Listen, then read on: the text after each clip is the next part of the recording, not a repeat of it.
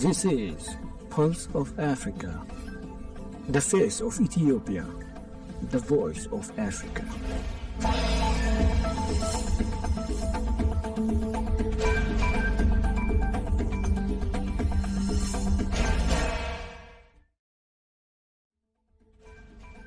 Hello viewers, you're watching Pulse of Africa. I'm Adam Masai for the main news. First, our top stories for today.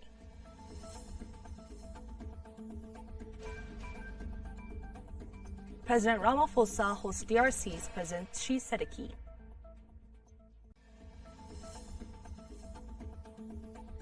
Somalia to recognize only citizens with national IDs.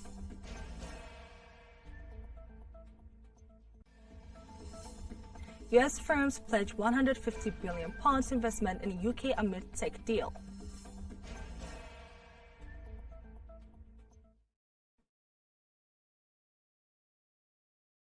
Now the news in detail.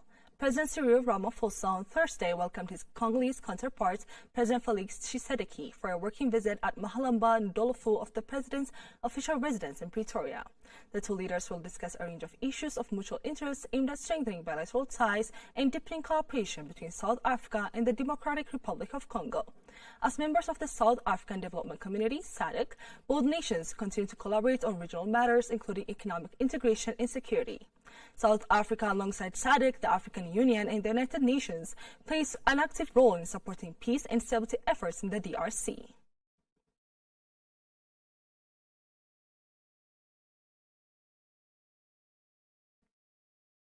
Somalia will only recognize citizens holding national identification cards once the ongoing issuance program concludes, President Hassan Sheikh Mohamud said. The country launched biometric national ID cards in September 2023, aiming to register at least 15 million Somalis, including children, by 2026. President Mohamud warned that those who missed the registration deadline would not be recognized as citizens, as anyone who fails to register for the Somali ID within the set timeline shall not be considered a Somali citizen, he said Thursday. He added that formal identification is now the cornerstone of Somali belonging. It is through the ID card that one becomes Somali, not through appearance or simply speaking the Somali language, according to the president.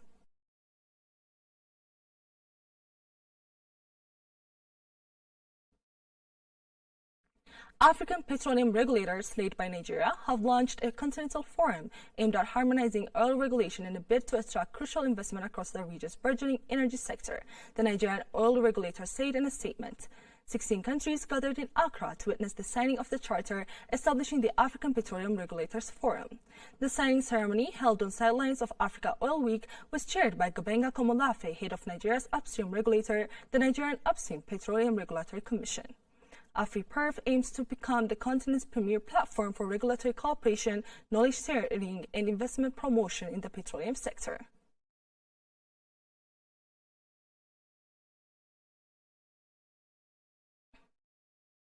Namibia launched its first large-scale solar-powered hydrogen production plant, marking a major step in the country's push for green industrialization. The Clean Energy Solutions Namibia Hydrogen Dune project, a joint venture between Belgium's clean energy company, CMB Tech, and Namibia's Altavor and List Group, is located in the coastal town of Walvis Bay. Powered entirely by solar energy, the facility will produce green hydrogen to fuel dual fuel trucks, buses, port equipment, locomotives, generators, and small ships. Speaking in launching ceremony, Prime Minister Elijah Nugurari said the project reflects Namibia's drive for inclusive growth, sustainable industrialization, and social development. The project also includes Namibia's first hydrogen academy, which will train engineers, technicians, and operators in partnership with European and Namibian universities. The project also hosts Namibia's first hydrogen academy to train engineers and technicians.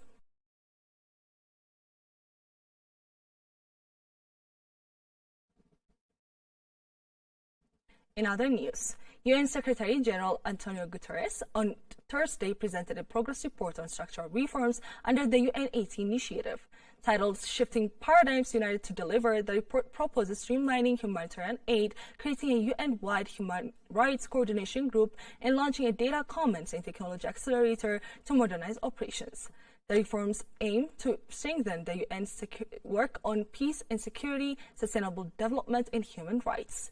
Released ahead of the UN General Assembly, the report is intended to guide member states in shaping a more effective and coherent UN system.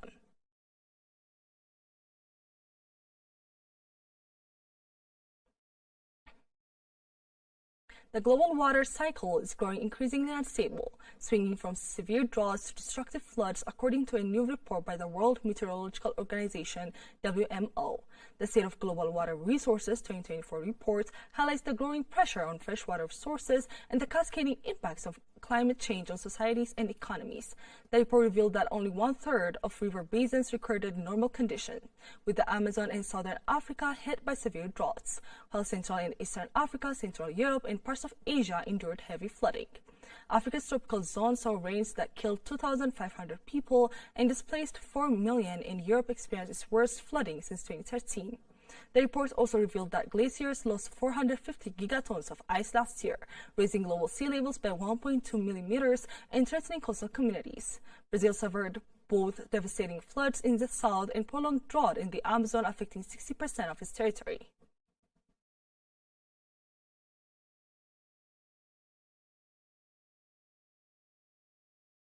The story of resurgent Ethiopia and burgeoning Africa is here, only on the Pulse of Africa channel. All the time, Pulse of Africa, the face of Ethiopia, the voice of Africa.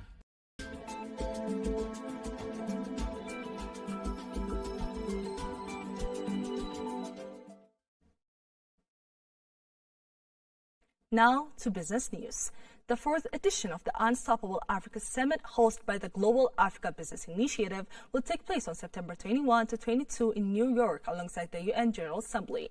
Launched by the UN Global Compact in 2022, the initiative aims to reshape global perceptions of Africa and boost its private sector. This year's summit will focus on Africa's leadership in global trade and its role in shaping future markets.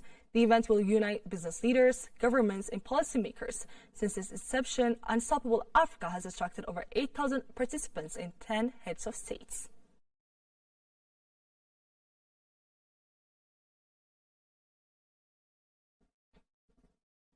The UK government has announced a £150 billion investment from US firms expected to create 7,600 jobs following the signing of a new Take Prosperity deal between President Donald Trump and Prime Minister Sir Keir Starmer. The deal focuses on cooperation in AI, quantum computing, and nuclear power. Major pledges include £22 billion from Microsoft and £5 billion from Google. Private equity giant Blackstone will contribute £90 billion over the next decade, through those specific spending plans remain unclear.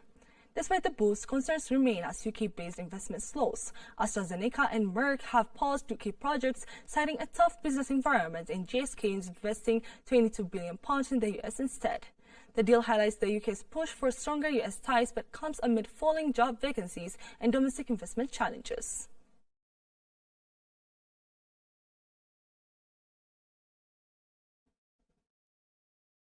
Before concluding, let us provide you with the latest updates on global commodities prices.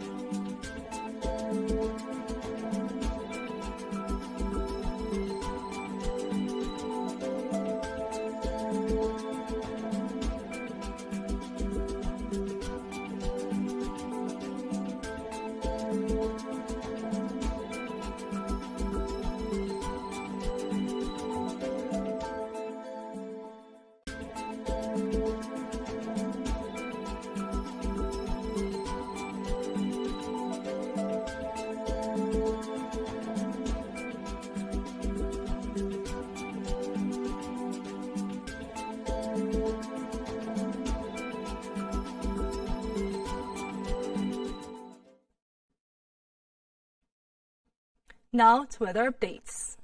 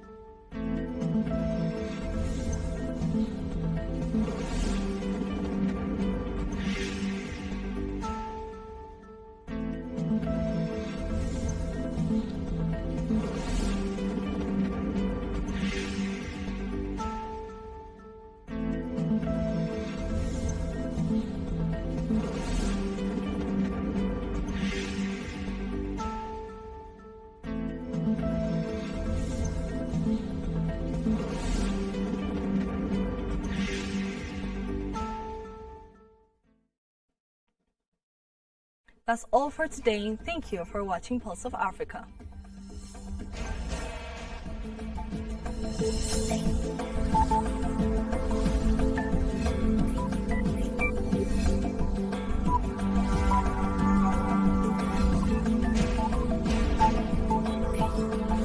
This is Pulse of Africa, the face of Ethiopia, the voice of Africa.